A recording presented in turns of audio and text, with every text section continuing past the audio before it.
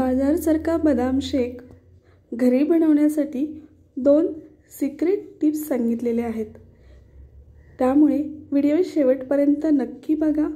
नवीन असाल तर like, share आणि सबस्क्राइब करा। चला तर मग बघूयात स्वस्त आणि मस्त घरच्या घरी बदाम मिल्कशेक। तर या ठिकाणी वाटीमध्ये कस्टर्ड पावडर 1.5 चमचे एवढी घेतलेली आहे। कस्टर्ड पावडर तुम्हाला किराणा मालाच्या दुकानात सहज मिळेल। आता या ठिकाणी पहिली टिप सांगते। हे कस्टर्ड पावडर एका वाटीत घ्यायची आणि याच्यामध्ये थंड दूध घालायचं, म्हणजे तापवलेलं दूध नाही घालायचं, थंडच दूध घालून घ्यायचं रूम टेम्परेचरचं, आणि एका चमच्याच्या साहाय्याने हे मिक्स करून घ्यायचं। ज्या गाठी असतील ना त्या सगळ्या विरघळून घ्यायच्या याच्यामध्ये, म्हणजे गाठी ठेवायच्या नाहीत। डायरेक्ट गॅसवर जे तापवायला दूध ठेवलेलं असतं त्याच्यामध्ये डायरेक्ट कस्टर्ड पावडर घालायची नाही, नाहीतर पटकन गाठी होतात। म्हणून एका वाटीमध्ये आधी कस्टर्ड पावडर घेऊन दूध घालून मिक्स करून घ्यायची।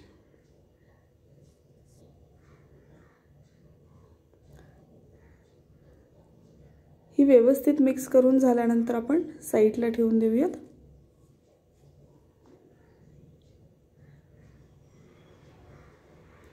आता या ठिकाणी 1/4 कप एवढे बदाम साल काढून घेतलेले आहेत। मी हे रात्रभर भिजत घातलेले बदाम होते।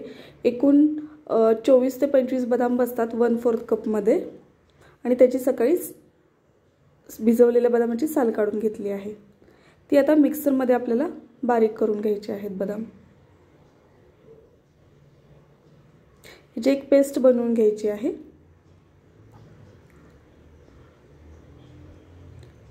तर या पद्धतीने आपण हे बारीक करून घेतलेले आहेत, साईडला ठेवून देऊयात।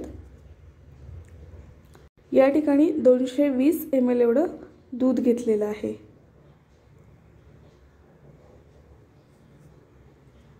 एका कढईमध्ये हे दूध घालून घ्यायचं आहे।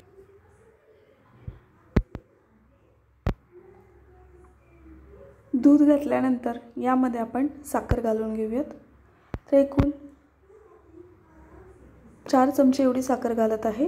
तुम्हाला जर गोड अजून हवा असेल तर 1 ते 2 चमचे तुम्ही अजून साखर वाढवू शकता। हे थोडंसं कमी गोड होईल 4 चमच्यानी।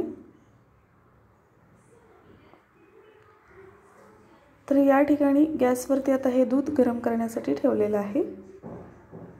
थोडीशी साखर विरघळू द्यायची आहे।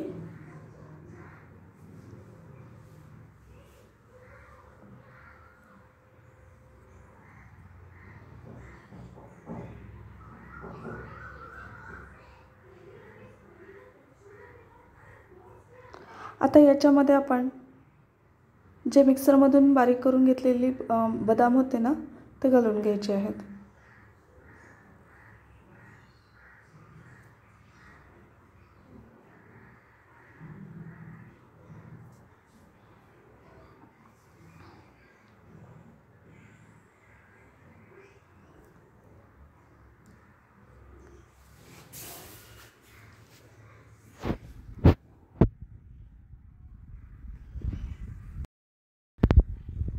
बाजारमध्ये जो बदाम मिल्कशेक मिळतो त्यामध्ये बदामाचं प्रमाण जास्त असेलच असं नाही।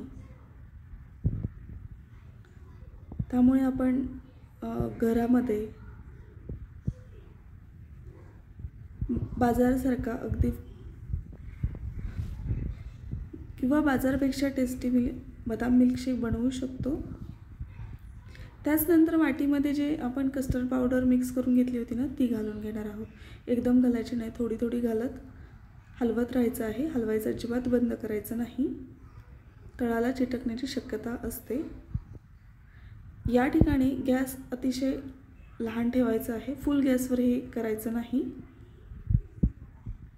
पटकन घट्ट होते। कस्टर्ड पावडर घातल्यानंतर दूध पटकन घट्ट होतं, त्याच्यामुळे फक्त हे अगदी थोडंसं घट्ट होईपर्यंतच आपण हे हलवणार आहोत आणि नंतर लगेच गॅस बंद करणार आहोत।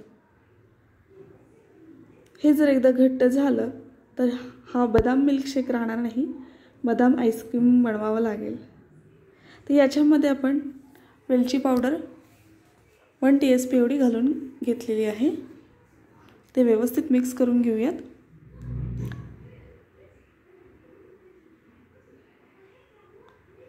या ठिकाणी तुम्हाला हवा असेल तर केशर देखील घालू शकता.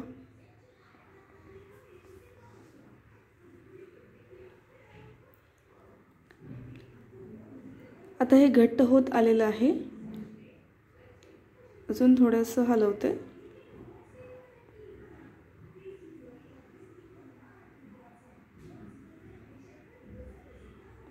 कस्टर्ड पावडर घातली की हे मिश्रण घट्ट होतं.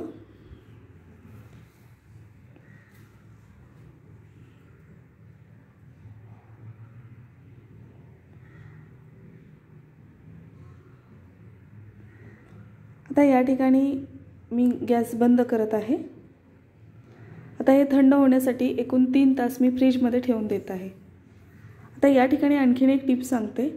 जर तुमचं अतिप्रमाणात जर घट्ट झालं तर काय करायचं, तर घट्ट जर झालं ना तर थोडंसं अजून त्यात तुम्ही दूध घालू शकता आणि हे थोडंसं पातळ करू शकता. आता 3 तासानंतर मी फ्रीजमधून बाहेर काढलेलं आहे. एकदम थंड असं हे बदाम मिल्कशेक झालेलं आहे. तर आपण ग्लासामध्ये ओतून घेऊयात.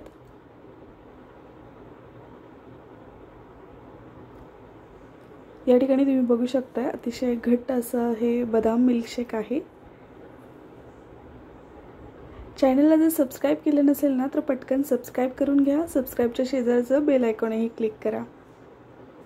आता याच्यावरती तुमच्या आवडीनुसार ड्रायफ्रूट्स टाकू शकता किंवा बदामाचे छोटे तुकडे करून देखील टाकू शकता. तर अशा पद्धतीने आज आपली बदाम मिल्कशेकची रेसिपी तयार झालेली आहे. आवडली तर लाईक शेअर नक्की करा.